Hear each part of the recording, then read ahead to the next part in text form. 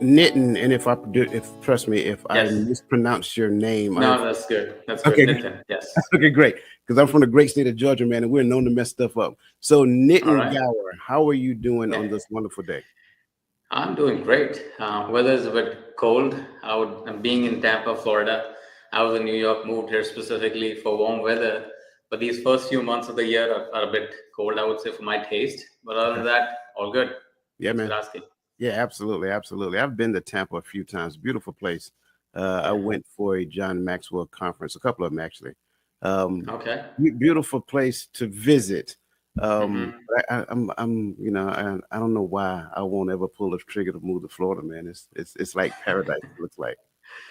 Yeah. I So mean, few months are hot. I know, like July, August, and are like really hot, so you don't go out much. But other than that, it's great.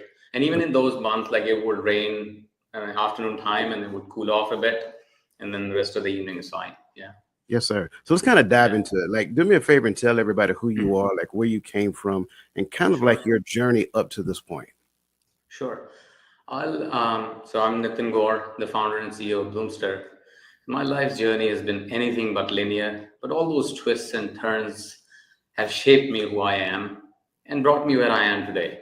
And I'll just touch on the relevant piece, which is mostly when I entered the professional world after my graduation. So I'll touch Mhm. on that piece because that's more relevant to our conversation.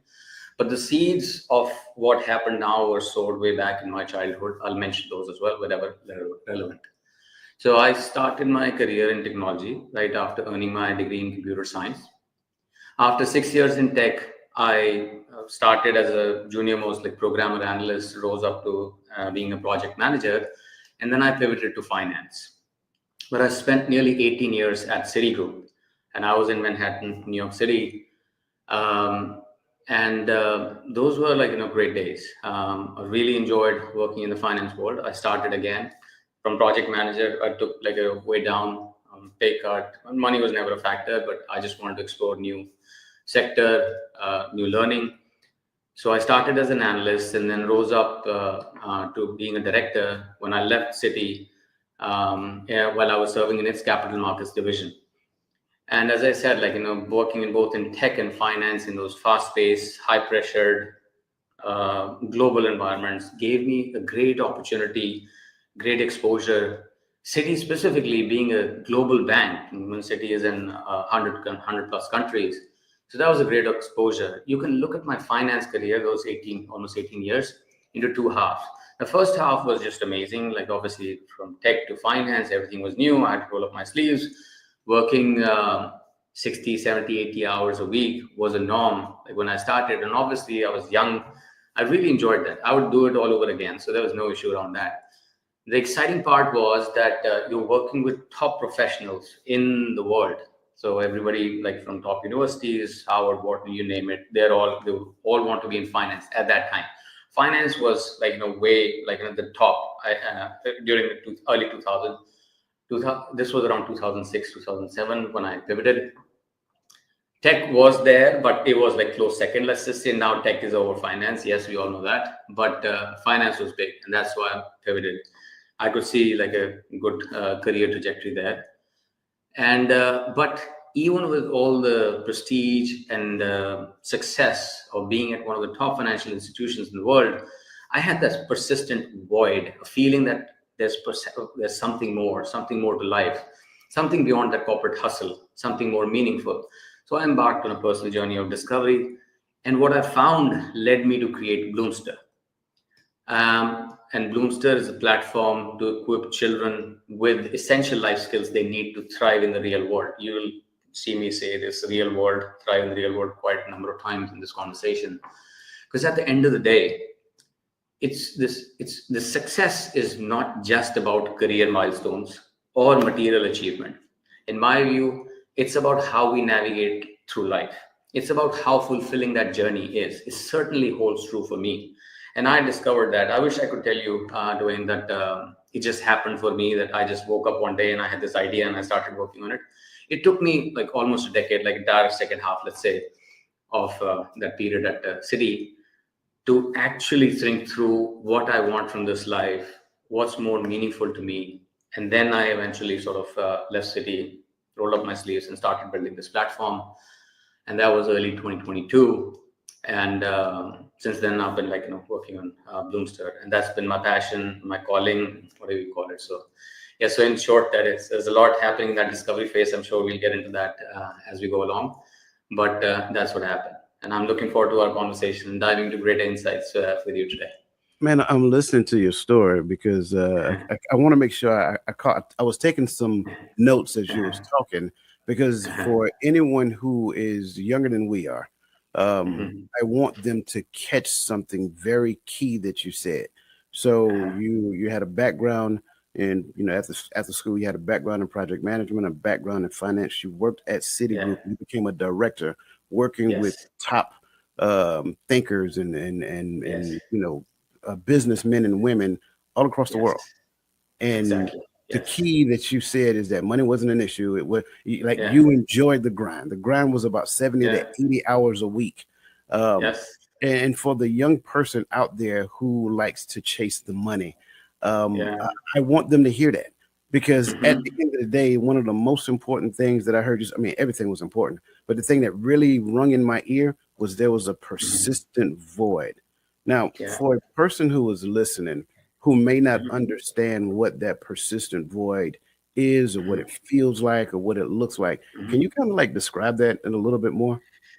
Sure. No, that's a great question. So, um, it's just that when you are going day to day to your work, like, do you feel fulfilled? Like, when you, at the end of the day, when you say, okay, I'm done for the day, did you feel that you made a difference?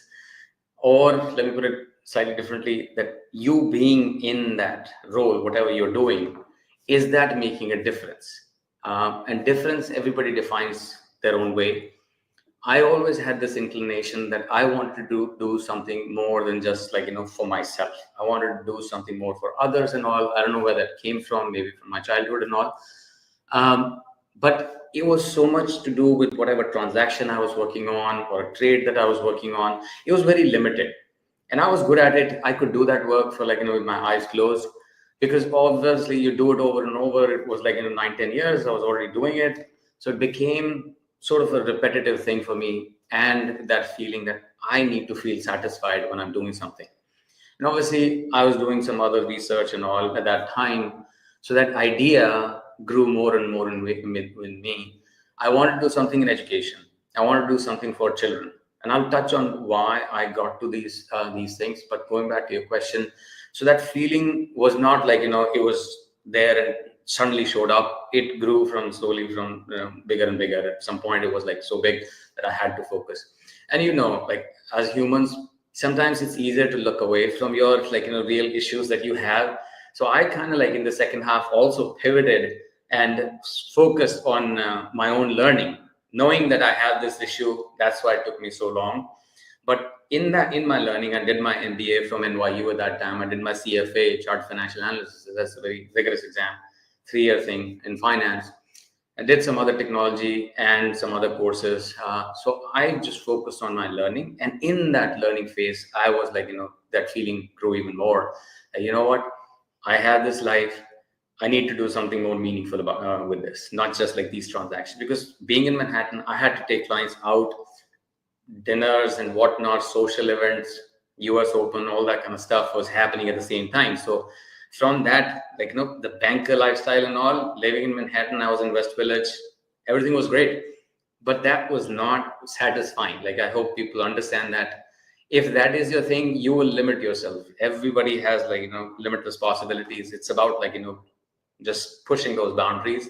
And that's the feeling that I'm talking about was growing with my learning and all. I don't, but did I answer your question? No, absolutely, absolutely. And thank you for that. Like what you Uh-huh. just said, I kind of Mhm. described as like there's a burning desire within, and you don't necessarily Yes. know what it is when you're so focused on the Yeah. grind. And I keep calling it the grind Yes. because that's really what it feels Uh-huh. like. Like you're just constantly, Yeah. your day Uh-huh. looks very similar from day to day to Uh-huh. day. And the only Mhm. differences that you see in that day generally comes from your workplace. Yeah. So constantly doing the grind, you get Mhm. to the point to where, yeah, bills are paid. Yeah, I got some Mhm. pretty decent relationships, but they're not Mhm. great relationships because I don't have time to invest in them. Yeah. No bills are suffering, but it's just Yeah. something in me that's just burning to get out. And I love Yes. the way that you described that. And I hope people really heard it. And trust me, I'm telling you right now, if you're not paying attention, this is going to be a conversation you want to go back and listen to over and over and over again, because what he just described was profound. Now, moving forward, how did you, because the first thing I heard, you went on a journey of self learning, which Yeah. again, Self-learning. Yes. I love that. And man, I don't want Hmm. to take away from this conversation because I really Hmm. want to keep pulling from you. When you Yeah. went on that journey of self-learning, what did you learn Hmm. about yourself? What was one of some of the most important things that you learned about yourself? No, great question. So I'll take this and I'll combine it with my why I even created Bloomster, Sure. how Bloomster came into existence, and why I feel so passionate about its mission. So there are two big things that I identified in my this whole learning journey, if you will, or this discovery phase. One is related to technology, but I'll touch on this education related first. Maybe that's what is more relevant, I feel like, with your audience. As I said, I got exposure to work with top professionals across various jurisdictions. I was coordinating with people in UK, Hong Kong, India, Singapore, and I had exposure with the tech firms when I was in technology. And with City, I was coordinating with top law firms, accounting firms, tax firms. So you can think best people across the board in various in disciplines. And what I was doing, so professional world I was seeing, and obviously my learning, my upbringing, and all, and I was very keenly observing my colleagues, my friends, and my classmates at my MBA NYU, and also noticing what their kids were going through in their education and how it was contributing to their growth and development. What I found was the biggest gap was that while schools were doing a great job teaching academics, but they were often overlooking the essential life skills that are essential for the future of those childs, that truly would define their future. So I saw there was a big gap between the academic world and the professional world. I could see what was required in the professional world, and that's what I was saying. The seeds were sowed, even for me. I mean, I could see I wish somebody had guided me early on when I was a child. That okay, these things are more important. And what I'm talking about is more of the social and emotional aspect of it. I could see a very senior person just go off track in those meetings, high pressured meetings, when they don't have a handle on their own emotions. They don't understand themselves. The self-awareness thing is big for me. So, and I would put myself in that same bucket. I was also because I rose and I didn't have this formal structured way of thinking about these skills and all. And I would think, why didn't I learn? Because to be honest, when I was in my early 30s, that's when the things were starting to sort of shape up for me. And that's when I was doing this MBA learning. And I would go to Barnes and Noble, sit in their self-improvement section, this book, this article, that blog, all of that was going on. And that's when you start to do things. And many of my friends and colleagues and all, I would see the same thing would happen. 20s would just go by trying to figure out, oh man, I'm out of college, I need to figure out how to earn money, job and whatnot. And then slowly when you are progressing your career, you didn't have any professional sort of proper structured way of thinking about what's more important in when you are senior. Yes, when you're junior, you are just doing the, I would usually use it, grunt work. um, but when you're senior, you are expected to lead teams, you are expected to mentor people and all. And that's when these things just pop up. Man, I didn't handle that meeting really well. Why did I erupt like that? Why did I talk to that junior person? I should have coached them more differently. So those things. And then you try to learn new stuff. But I feel like you're already late in that process. This process should have started, and my research and all, in our early adolescent years. That's what I'm focused on. That's what Bloomster is focused on. So, and I'll talk about the technology piece. We'll come back to this one because what's required. So, technology, obviously, with my technology background and all, I kept in touch. I could see how the development is happening. I wasn't worried about the tech advancements; they were happening fast. But I was actually worried about this pace at which things were changing. As humans, we need some time to adjust to things. So if you look at it, let's take it from the turn of the century, right around 98 when Google came in, handed you that entire internet. Internet came before that, but then again, like every company was creating websites and all, but Google is the one that organized it to you, gave everything to you in that one search box, right? That accelerated everything. And then social media came early 2003, 2004. And then smartphone came. The combination of smartphones and social media like took things to a whole different level.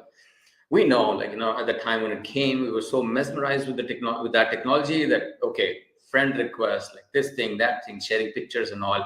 We called them social networks. Little did we know, after a decade, we realized, okay, they are like, not social net. They're making us antisocial, unhappy, in many cases depressed. But it took us a decade to figure that out. Now there's ample research to show us that thing. What I'm highlighting here is, as humans, we first of all get into this whole thing of like, oh, new technology, we're so like, fascinated by it. We try to use it for us, though it's working for us, but then we realize what's happening now, we're in the same thing with AI, and that's really concerning for me.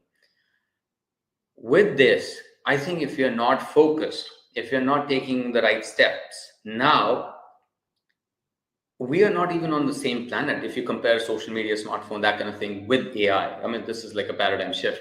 The only thing I feel like holding AI is hardware. The day we have quantum computers, and they're already talking about that it will be a reality soon, and faster chips, all bets are off. Those sci-fi movies are not going to look sci-fi. We are headed in that direction.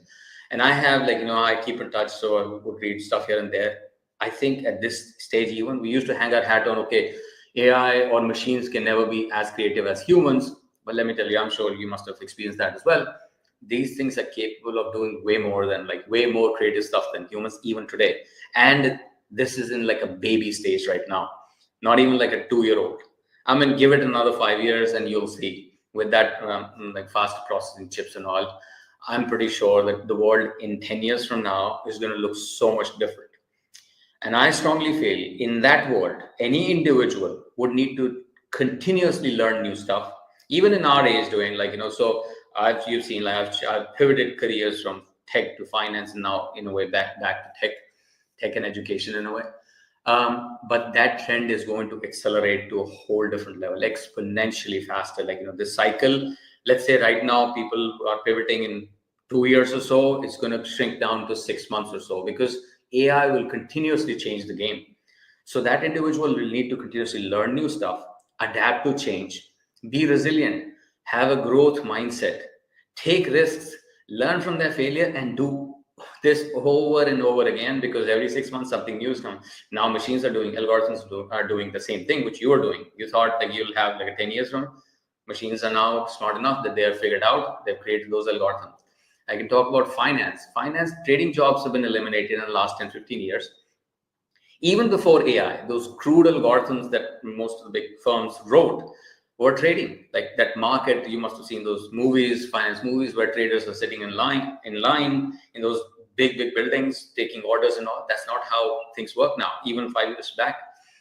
It's all algorithms. You put in the order and goes and trades. Market is like some machine sitting in some farm out there. That's what the market is right now.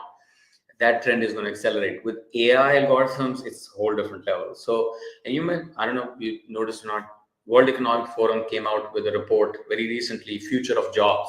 If you read that report, it confirms, and they're already talking about all humans need to take this seriously and look to enhance their skills. If they're doing X, they need to train themselves to do Y and figure out what else they can do.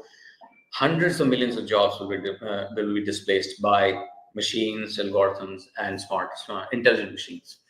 So if that is happening, we need to start training our children to deal with that kind of environment. I don't want my child, I have a 4-year-old, when she is out there in the professional world is going to slap you around like, okay, do this, do that. A child who's not self-aware, or the individual in that environment, who they are, what they really want to do, then they will be constantly worried about, oh, what's coming next? What's coming my way? I need to figure this out. That bills are piling up, stuff like that. If you want to deal with that kind of stuff, obviously, like, the convention system is what it is. But if you are connecting these dots the way I'm connecting. Obviously, like everybody's going to do their own research, but that world will be dominated by intelligent machines. Constant change and extraordinary unpredictability. We won't know what's coming in a year from now. Even now, we don't know how the world is going to look like 2 years from now. So that's the second piece. And as I said, the education piece is like a big one for me. So combining the two, I thought, okay, something has to be done.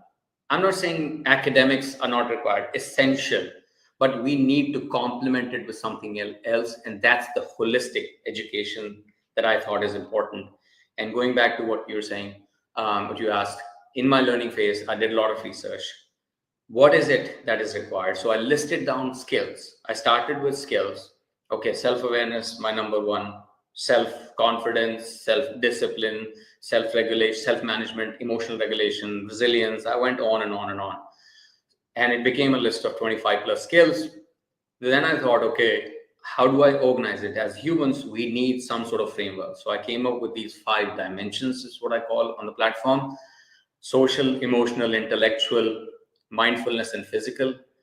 And then I organized these 25 plus skills into these 5 dimensions, and that became the holistic framework, how Bloomster works. And we started creating courses to teach these skills to them. I know I went on and on, but that's the whole story, like how things shaped up and how the platform came into being. So you answered that perfectly. So don't worry about how long you went. I mean, I think what you just described was a lot for people to think like. So I contract at the cyber center. I contract at the Cyber Center of Excellence. So Oh, that nice. being said, a lot of what you're saying, I trust Uh-huh. me, I am very well connected with it because I understand that to be a thing. I also want to inject. Oh man, I don't want to say that just yet. Like this question, I think is an awesome question because in conjunction with this question, not only do I believe, and I correct me if I'm wrong, not only do I believe that what you're saying is that technology will disconnect human from human, but it has a potential to where it disconnects you from yourself because you stop using the ability to think and you will allow Yeah. it to think for you. And if we Mm-hmm. understand what AI really is, it is really machine learning.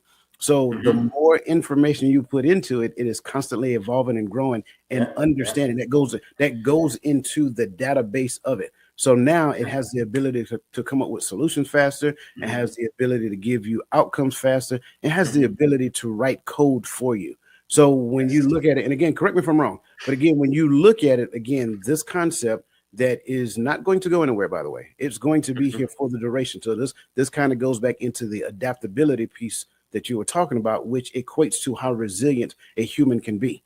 So when you Mm-hmm. understand what technology is and what it means, not just for now, but for the future, it disconnects us from one another to a degree, like you mentioned.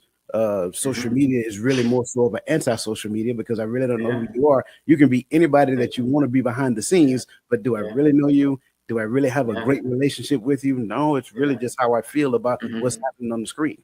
But it's going Right. to get to the point if I keep Mm-hmm. going to it to think for me, it has the ability Yeah. to disconnect me from myself. Your thoughts? Absolutely.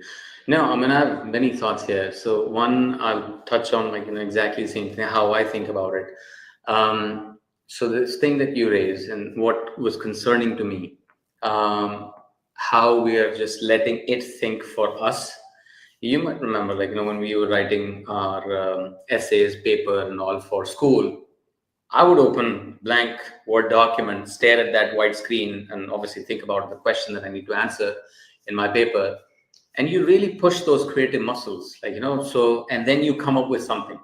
But nowadays, you put that one prompt, it spits out 1,000 beautifully written words. You cannot even imagine writing that kind of language and all. And that's the starting point for these kids nowadays. Mhm. And then they would make edits and all. What I'm highlighting here is that we got to develop those creative muscles and all. These kids would never even get to develop those muscles. So it will be so much challenging if they are left on their own to think for themselves, to think creatively. Okay, now I'm in this situation. How do I figure out stuff? So let's yes, it's good that they should be using. I'm not saying I don't want to come across as though AI is bad. The future with AI is incredible. We're going to learn so much stuff. It's just that we need to learn how to use it for our benefit, be wise at using it, where to use it, where not to use it, how much to use it. So this was one key thing, like our kids should understand that, because if you're not teaching them, they would just like quickly get so used to it without like thinking about it. So that was like a big piece for me when I was thinking about it. So let's train our kids. Absolutely. Yeah. And just the other applications and all, and I see a lot of like specific domains that these firms are focusing on. Law firm has its own AI, and accounting has its own AI now. And I was like, just evaluating every business would be affected. And I'll take one more example. When I was in New York City, I was close to New York Institute of Fashion and Technology, and I would see kids like just sketching out, because they would think about whatever dresses they were designing in that fashion institute, and they would sketch out and all. And now I can see AI has all that data from social media, what is trending, what is not trending. So all those sketch work and all, it can draw amazingly, like what ChatGPT thing can do. And then think about like from factory to the stores and all, because what these brands need is to figure out what's trending and produce that material, put it in the stores, and then like come up with the new stuff. So if AI can figure out what's trending, and it can draw and put stuff in factories, if the whole supply chain is managed by AI, it's going to eliminate so many jobs and all. So you pick any industry, you will see same thing happening. So now we need to step back and figure out what we need to do um, to better sort of, yes, this thing is inevitable, but as humans, what do we need to do so that we still have some role in this whole society and all? There are two schools of thought I would add here, that you would see Elon Musk and a bunch of others are like trying to compete with that. Neuralinks is one good example. They're trying to put some chip in our brain which can integrate. So that's like in our effort to make humans also to get to some level where they can compete with AI. Yeah. And the other school of thought, a lot of people, where I am, is us to be more human, more connected, more social. Let's like connect with each other, build our communities, so that even if AI is like building this whole different world, we know what we want as humans. We are Yes. social beings, so that's where I want to focus on. That's where these skills come in. That's where like Bloomster comes in. So I'm in this world, so I just want to, yeah, I so that's love fine. that. Yeah, I so love that response, and thank you for the details of Yeah, it. Because I have a philosophy, and I've had this philosophy for a long time. yeah. And this is not necessarily me downplaying or talking bad about a thing. It's just me identifying the thing for what it is. Because Yeah, when you look at it, the education system, for the most part, it doesn't necessarily teach us how to think. It teaches us what to think. Well, if you take yeah, that and you put AI on top of that, it just exacerbates the same problem that already exists. So yeah. now, instead of me thinking, I know Mhm, how to think based upon the system that I was raised in, and then mhm. you give me AI. So I'm sorry, not how to think, what to think. I know what to think on the system that I was raised in, but I just don't know how to get to the solution about what I'm thinking. So now I go to AI and tell AI to do it for me, and that Yeah, just continues the again to prolong the same problem that exists. So I love the yeah, fact that you say that we have to teach our children not how to think. And it's not that AI is bad. It's not that robotics is bad, yeah, because it does great, wonderful works in the car yeah, industry and things of that nature. It does more work faster, yeah, more efficient than generally right, what humans can do. But then that creates another problem. Now you got humans with less job, but I don't want to get into that. yeah, So getting to the point of teaching humans how to think, yeah, you that burning desire turned into the point um, of you teaching children how to think with a beautiful and amazing platform that I kind of went into and learned a lot about it myself, called mhm, Bloomster. How did you right. get to the discovery of Bloomster? As I said, like, first I figured out like what would that world look like. And then it was all about what that individual would need. And then I like came up with these skills, because I was looking at, as I said, like I was observing I don't have a 10-year-old, but a middle schooler. Um, but then what those kids were learning in schools and all, and how it was contributing to their growth and development, and could they take it to the next level. Because then would talk to somebody who's just about to go to college, writing applications and all, what do you want to do? And they would have no idea. Like, they said, like, I'll start college and I'll figure it out. I think that's like a very inefficient process. Nothing wrong with that. A lot of people do figure it out after that. And life is about experience. I have heard that argument, but that, in my opinion, is a bit inefficient. I want you to still, like, it's not like, if you know what you want to do before you get into college and pick the right course and all, that it would be easier for you. I'd like, add here a few things, because in my this whole life, and this is also important to me, two things very important, and why I pivoted or left city: meaningful work and meaningful relationship. I'll talk about meaningful work, because that's what led me on this journey, on this path. Everybody, like, you must have heard this several times, that we all have a unique talent. It's just about finding what you're good at and doing it, right? And first, when we are out of college, like, that thought even is not there, but at some point it does come. And then I can tell you about myself. It's a funny thing, but I would send that probe. What am I good at? What do I really like to do? That probe would go and would come back empty. I had no idea, after graduation and all. And it's not an easy question to answer. I mean, it requires a lot of work, and it's not like a overnight kind of thing as well. The way I see it, and many, like, few individuals would get it right away and they would embark on that journey. But many of us, including me, have to struggle. There are two aspects to that, the way I see it. It's about finding your lane and then walking that lane. Both are, like, very challenging tasks. My quest here with Bloomster is to help with both. When I talk about these skills, like, the self-awareness, what is self-awareness? Self-awareness is about understanding yourself, your thoughts and emotions, your strengths and weaknesses, your values and beliefs, what matters to you, why it matters to you, your behavior and how it impacts others, so your social aspects. In short, it's about who you are. And the more you know yourself, the better you'd be able to make those decisions when you have to figure out what the choices that you are given. So these skills would help you figure out the lane. And even when you know your lane, it's not easy to, like, day one, oh, I want to be this. You have to walk that lane, and years of, like, vigorous work on that lane. That's when you really figure out, okay, yes, this is what I'm good at. Michael Phelps he knew he was going to be a swimmer, but he had to grind every day, 4 a.m. in the morning in that pool for so many years to become who he eventually become. I mean, we look at the success when it's already there and we think, okay, but we have to look at the entire journey. So my quest with this is to help kids early on to figure out what their lane is, and then, like, help them walk that lane. So that's what Bloomster is. I listed all those skills, organized them in these 5 dimensions, and we created courses around each skill. So we have course on, as I said, self-awareness. Exploring You, A Journey to Self-Awareness is the name of the course. I'll talk more about course, like, if we need to get into that, because that's the unique part about Bloomster, how we teach, the delivery of the content. Because I knew that there was no structured or engaging way when I was just doing this research. And as I've said several times, that these were essential. These are the skills that will determine success.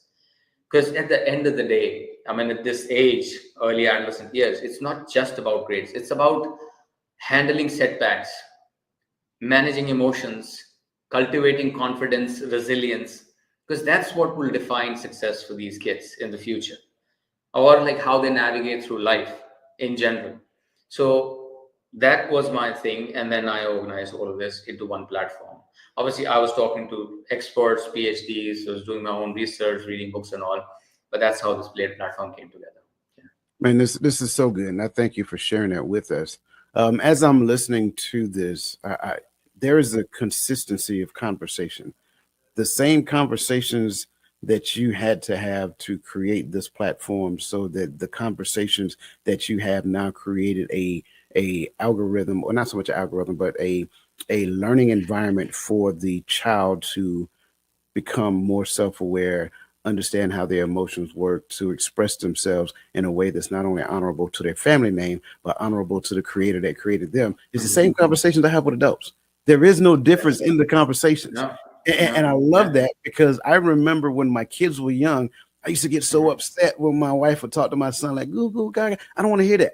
Talk to him like an adult because he has the Yes. ability to understand more what you believe he can. He just can't say Mhm. it yet, but it's Yeah. processing. So speak Oh, English yeah, to him, not absolutely. that crazy stuff. So I love Yeah, that. yeah, I want to yeah. do something. I want to Uh-huh. do something because I don't Uh-huh. believe I would be able to do you or Bloomster any justice if I don't allow you to walk us through this platform. I think that's what the people need to see because I went through it and when I Uh-huh. told you, my friend, I was blown away. I was literally Mhm. blown away.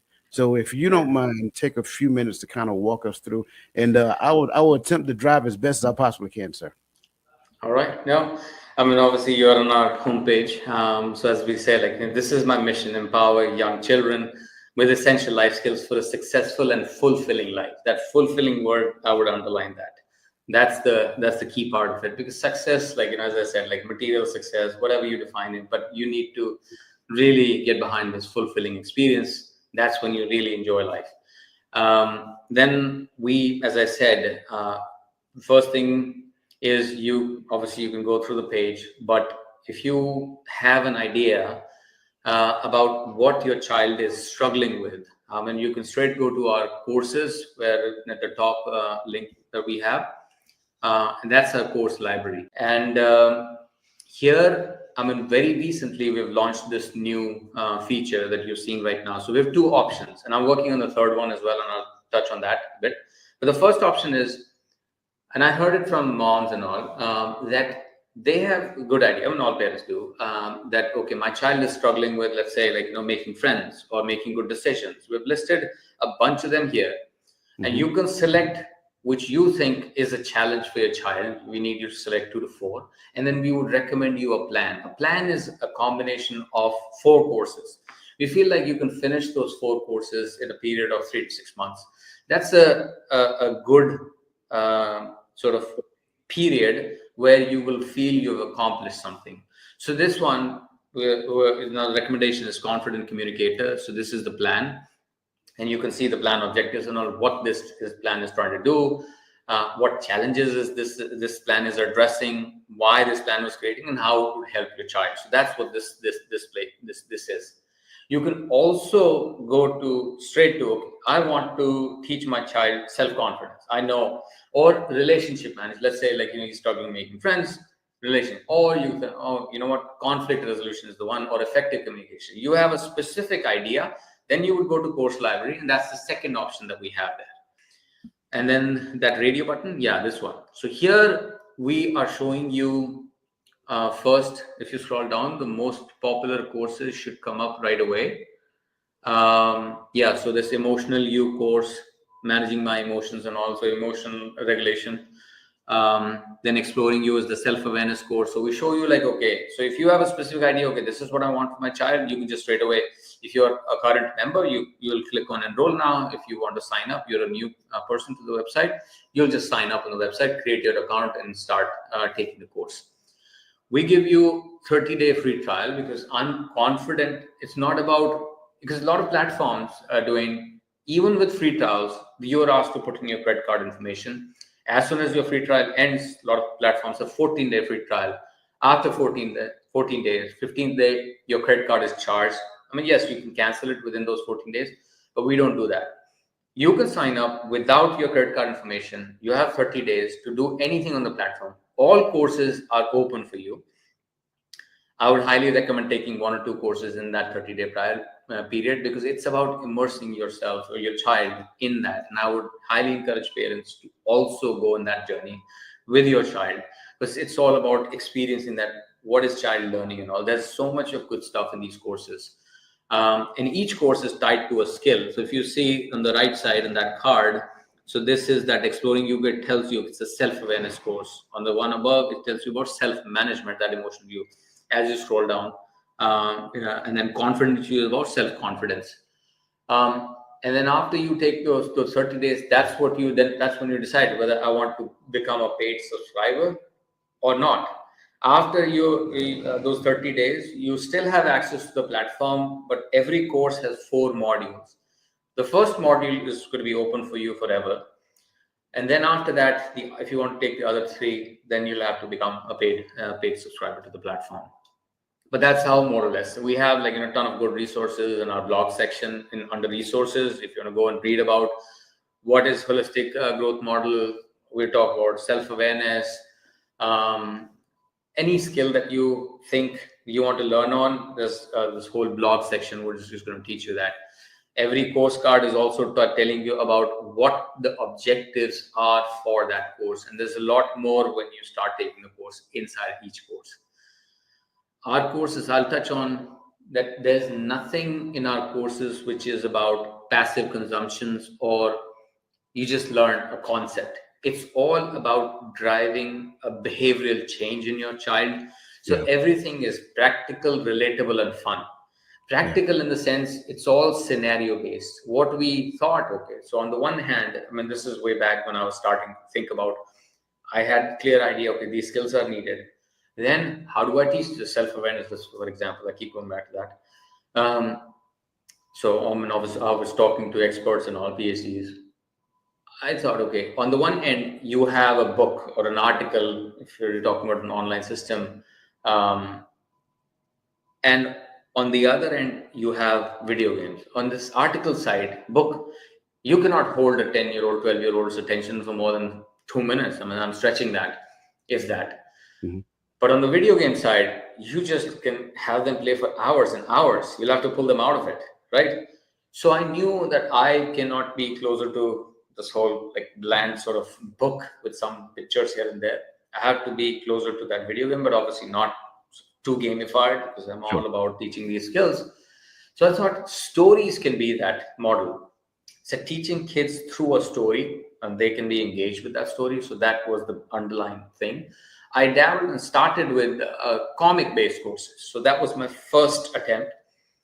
So I developed 14 courses. Literally, you're flipping comic pages with those colorful characters, thought bubbles, speech bubbles. They're talking to each other. Same model. It's a story, relatable characters. I wanted to make sure that the characters that we're using are of that right age group, so that a child, a learner who's looking at those characters, if there's a Sam in that course, they can quickly relate to, okay, he is like John in my class, or Amy in that course is like Sarah in my class. So when they make those connections, they would remember what they learned. So this story model and making it relatable was key thing. And in that story, we were trying to imagine what could be that real world situation that could be happening with these characters in the story, and how they would use self-awareness skill in that story to come up with a solution to whatever they were dealing with. So that is the model of all our courses. We go to extra length, making sure that, okay, these situations are relatable to this age group. Because yes, the next level is like, pre-teens and teens and all, they'll have a very different. So I'm focused on right now 10 to 14. I want to make sure that we target and are able to help these kids. And my goal is to, so that's middle school bucket. And my goal is to grow into high school as well soon. And then eventually I want to cover elementary as well.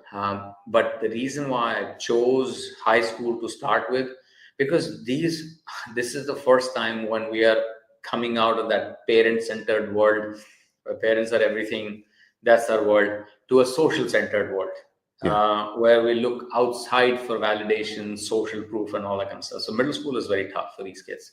They have to make ton of those decisions, and they don't have any idea what's happening around them. They're very vulnerable at that time. You don't want them to be out in the wild. This world has its way of teaching them in many different ways. We want to at least provide them some framework, and that's what Bloomster's courses are trying to do. So that's how.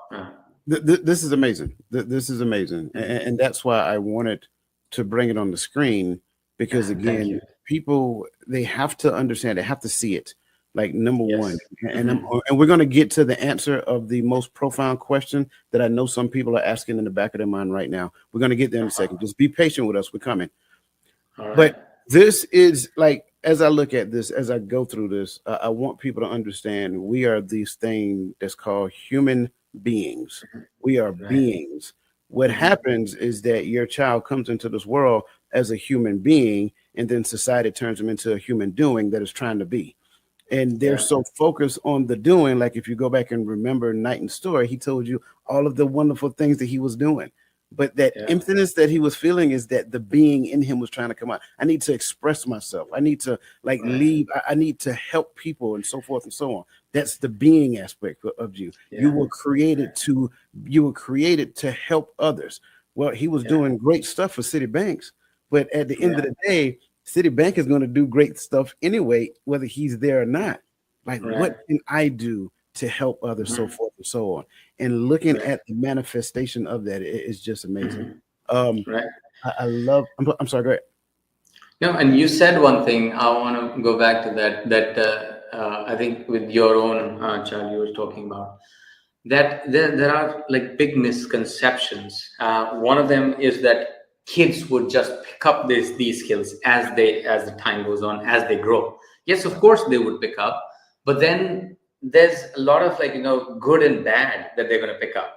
Right. There's positive and negative they're going to pick up. They're so vulnerable, is what I'm trying to highlight here. You want to help them in a structured way, at least when they're starting. um, so that's one thing. The second big misconception is that's to your point, that they're too young to understand these concepts. But let me tell you, kids are incredibly smart. They will understand. Yes, as you were saying, they're not able to express it the way we do, but they understand everything. Yep. And the third big misconception is that, okay, online platform, how can you teach? And that's what I think is debunked by what we are trying to do here. Because I was looking at, okay, how as a parent I would teach stuff. So let's say I'm taking my child to a soccer game or like a football game, and there's basketball. There's something that happened, and there's a teaching moment that I feel like, okay, something that my child didn't do right or did right. Then I would take that opportunity, try to point that and Hmm. say, give a rationale behind why I think he did the right thing or she did not do the right thing, because they need to understand that. And that's how we learn. Yeah. We're trying to do exactly the same thing. So when I talked about scenarios, so after like looking at those some situations and all, even when I'm like, we're not even, I wouldn't say testing, but Hmm. we call them knowledge checks. It's basically again giving them a scenario, and that, okay, you've learned these you've watched these videos and all, 4 videos, those stories, animation videos. Now think of this scenario and put yourself in that scenario. What would you do in that situation? And they're presented with 3 options.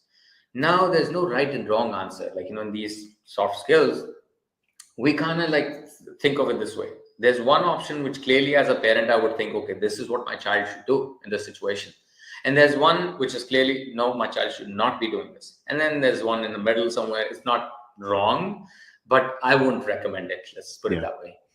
So they need to understand what are those nuances, what's the rationale behind. So when they select any one of these, they are presented, we call them nuggets on the platform. It's Hmm. basically telling them, you did a great job if they got to the best answer right away. And here's why we think this is the best answer. So good job on that. If they didn't, they picked the one that we wouldn't recommend. Keep going. You know what? Like, this is the why. This is not the best answer. Attempt again. And then they would eventually get to the third answer, the right answer. So that's how practically we're trying to teach these kids. Absolutely. I love Yeah. that because in essence, Hmm. the learning is not just a Hmm. true or false, or it's not good or bad, or Hmm. you got it right or wrong. It's a progressive Yes, development into a higher version of themselves, and I love that. absolutely. Yeah. And if we don't give them, and Hmm. I tend to call them breadcrumbs sometimes. If we don't Hmm. give them the breadcrumbs to progression, they feel like Hmm. they failed in the beginning, Hmm. and they may not Yeah. necessarily be attracted back to the thing afterwards because they look Yeah. at it as total failure. But the only way they Right. look at it as total failure is because I never originally taught them that it's not failing until you altogether quit. Look at what you Yeah. learned in the midst of not achieving the goal that you wanted to achieve. Then look at how you can apply what you learned. Then go back and do it again. And if you do it Yeah. again, now you'll do better than before, and you'll do better than before, and so forth, Hmm. so forth. So Hmm. I love the breadcrumbing aspect of it because Yeah. I get this. This makes perfect sense. And from a Right. human development standpoint, and just so you know, and I didn't share it with you previously, I was in the army for 24 years. And so Hmm. for me, that burning desire started happening to me when I was in the army, but I had no idea what that was. And it was just Yeah. like continuing to be the, do all you can be, do all that you can do, Mhm. which was the model of the army. It was like I'm Yeah. gonna do all I can do, but it's like I'm starting to feel empty. I don't know why. Yeah. And then because I did nothing about it, knitting, it started to Hmm.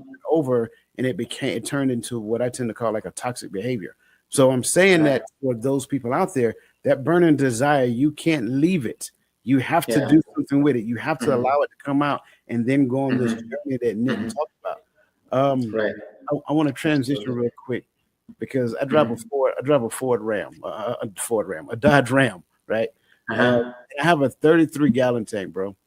And All I right. went to the gas station yesterday, and it literally cost me $78 to fill up. All right. I All said right. that. I said that for a reason, because I All know right. somebody is already asking what's the price of this thing. I'm telling you Hmm. right now, it will cost you less per month Yeah. on Hmm. this system than it will to fill up my truck. Oh Like, yeah. like Yeah. literally, the family plan Yeah. will, is only a half a tank of gas for me. Now, Yeah. we got to Yeah. let that sink in because a Right. lot of times we tie what Hmm. we do to what we can afford. Yeah. But if you have a higher sense of calling, what you Yeah. can afford Yeah. ultimately will yield to what Hmm. you are called to do. So if you're Absolutely. doing Yeah. the thing that you're supposed to do, if I Hmm. was gifted with a child and it's my Hmm. charge to raise that child up in the ways that they should go, then what I can afford will yield to what I'm called to do because simply at the end of the Yeah. day, that's what I'm supposed to be doing. And I'll be Yeah. completely honest with you, I have not seen a more holistic approach to child development than what I've seen on the Bloomster platform. No, thank you very much for that. No, Yes, really sir. appreciate that. I think leaders like you and like people like me, if we collectively obviously push people to at least think, because I envision a world where parents are not looking at holistic education as an add-on to the academic stuff. I'd love to see a world where parents are obviously evaluating what the school is doing for in terms of academics, but also asking that question: what is this school doing for my child for this holistic development, these skills that we're talking about? Because both would be needed, even though it's needed now and into the future for sure. And even like on a day-to-day basis, I mean, I constantly see we're so first of all obsessed with those grades that we push our kids. Did you do your math homework? Did you do your Yeah, science homework and all? I think I want to see a world where we equally focused on, did you think about this skill or that skill, if it's effective communication, whatever that thing is. But we need to sort of encourage our children to also focus on that. And I think our collective work can help drive that thing. I hope we absolutely. all get there. Yeah. Absolutely. Absolutely. Yeah. Um, I want to see a world where you and I can sit back on the porch and sip our tea Yeah. because we are old and gray. Well, you're less gray than I am, brother, but we're old and gray and we're in our 70s and we can Hmm. see the results of stuff like this Oh, because absolutely. children who are taking it now will be Uh-huh. adults and we can see that Yeah. they're actually working toward a Hmm. better world to where we Hmm. as humanity Hmm. can exist together Hmm. in harmony. That's what I want to Yeah. see. Do I think I would Absolutely. do it in the next however many years I have remaining? I pray so. Um, No, all we yeah, can do, Dwayne, is to just keep pushing the envelope. Yeah, keep in that direction. That's all. When I start my day, that's what drives me every day. Okay, what am I doing today? How can I make a difference? yes, sir. And just keep doing it one day at a time. If the universe is with us, obviously things will change. We'll see. Absolutely, absolutely. Yeah, yeah, Well, because yeah. I want to make sure I honor your time, Mhm. we're coming close to the end. I want Right. to turn the floor over to you and kind of give us your last words. Like, what do you want to leave the people with? No, I would highly encourage, and as they say, it takes a village to raise a child, and that's absolutely, absolutely true. It's not easy to raise a child, and I would like, hats off to all moms, how they do it with work and managing kids and all. Because what I see and data is showing me that moms, I mean, dads are also involved, but I see a lot of moms signing up and they're very concerned about this kind of stuff for their children. Yeah. I would ask everyone to let Bloomster help you in that respect. Because my mission, as I said, like, is to continuously enhance our courses. If you truly believe that this holistic model and the way of thinking, helping your child, is what you want for your child, not just academics. And again, I'll repeat it: academics, essential needed. But let's complement that with this kind of education as well, so kids have that holistic perspective. I will, like, again, taking examples and being specific, help people to understand what I'm talking about. Think of your child, let's call it like, 11 or 12-year-old child. Mm-hmm. They are asked to make several decisions in a day, middle school time period. That's all. It's a tough period for these kids. And they don't have a yardstick to evaluate how they're making decisions. And now imagine that your child has done this, what we do in the self-awareness courses, doing an inventory of your values and beliefs. And imagine your child doing it with you, because in our courses, in those modules, we have this module called the module exercise, which is about, like, it's a reflection time where whatever they have learned in the module, they reflect on it. And in a lot of them, we provide workbooks and all. And imagine your child coming to you, okay, what are our families and values and beliefs? Because when you are making decisions, it's very easy to say no to something, yes to something, when you know, okay, what matters to you, what are your values and all. So that is one thing. And think of your child when they know their strengths and weaknesses, because that's another thing that you do in the self-awareness.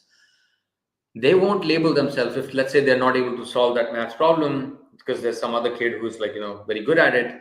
They'll think of it, okay, it's something that I just need to learn, without thinking, okay, there's something wrong with them. So these kind of things would help your child. I would ask you to learn about our courses. Go to our website. As I said, there are a lot of blogs also to learn about what this holistic model is. There's a very interesting, I think it was back in August and all, where it talks about this whole SEL framework. And this is not Mm-hmm. something that we created. It's this. There are standards out there. One of them very known in the education world is CASTLE framework. It's collaborative for academic, social, emotional learning. And they have a, like, very beautiful framework of 5 core competencies: self-awareness, self-management, responsible decision-making, relationship skills, and social awareness. That's how they've defined this SEL framework. Mm-hmm. And as I said, SEL is good. The world is already looking in that direction, but I feel there's more needed. That's why I have these other 3 dimensions: intellectual, mindfulness, and physical as well. That's our model. But if you want to learn about at least those 5 core competencies, we have one-to-one, like, all these skills on the platform. At least start there. Start somewhere, explore the platform, and see if you like that. I mean, it's worth giving it a shot. And back to your point where you're talking about the gas, the way I thought about that, Dwayne, when I go and get a salad, and the salad freaking costs me $17, like, for one lunch. Right. And we're talking about, like, monthly at $90. So, I mean, there's no, like, thinking. And if you're, like, really interested, like, Dwayne, I should have done that with you before this session. If your audience needs some sort of discount and all, I can, like, create some promo codes and all and send it over to you so you can distribute it to your audience if they want to sign up and get some discounts. Happy to do that, so people can get started with this. You know what? So, I receive that and I'll match that. So okay. I would like that. And when you Okay. do, the first person who can send me, they can send me the email, and YouTube Backstage don't count, by the way. They can send me the email. The first person who can send me an email and tell me where you were when you realized, like, what the students were going through when they were drawing their sketches for their dresses, I will gift them 3 months of this program out of my own pocket, simply because I believe in it that much. I think children legitimately need this thing. I can't. I'm sold, and I don't even have kids. Like, my kids are adults. My youngest child is 20 years old. My oldest is 31. But I mean, this is. I think this is, and I love the fact that you said don't just turn it over to your child. Like, you work with Yes. them Yeah. in this, because I have a Mm-hmm. philosophy that parents learn a lot from their children. Like, I know most of Oh, us believe absolutely. we're Mm-hmm. teaching our children. No, you're Mm-hmm. teaching your child, but your child is teaching you a lot about you in the midst of doing so. Oh, absolutely. So I just wanted Absolutely. to add that to it. Um, Yeah.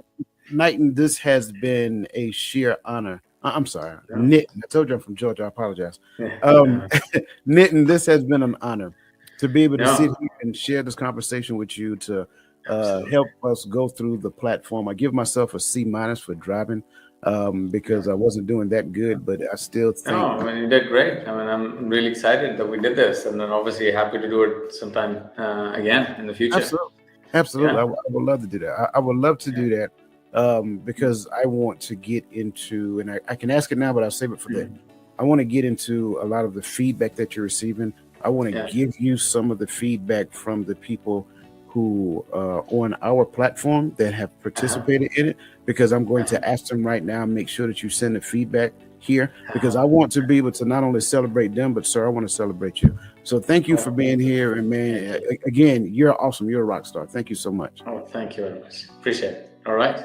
Yes, sir. So that being said, listen, as always, my name is Dwayne Dwight. I go by the Mindset Coach, and for our special guest, Mr. Nitin Gower, founder and CEO of Bloomster. You guys continue to have an awesome day, and let the best version of yourself be a blessing to somebody else. And we will see you again soon.